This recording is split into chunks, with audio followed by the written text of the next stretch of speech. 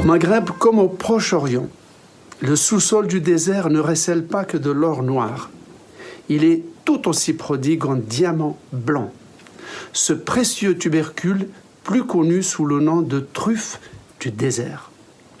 Au Maghreb, on l'appelle terfez, un mot berbéro-arabe issu du latin, un emprunt qui évoque l'impalpable et omniprésent legs de la Rome antique, d'abord pour ses vertus aphrodisiaques.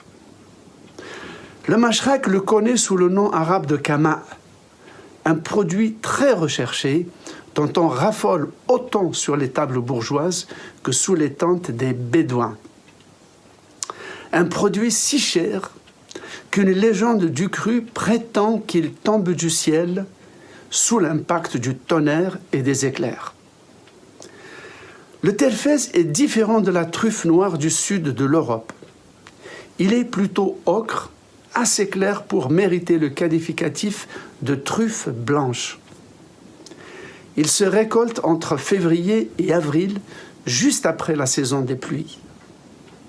Ayant le goût de la viande de gibier, il se déguste tel un légume, au même titre que les navets ou les carottes. Abondant en Irak, où il envahit les étals des souks au printemps, le kama reste l'ingrédient favori des Koweïtiens, où il est le plus souvent assorti au plat de sauce, à base de poulet ou de poisson, à grand renfort de riz.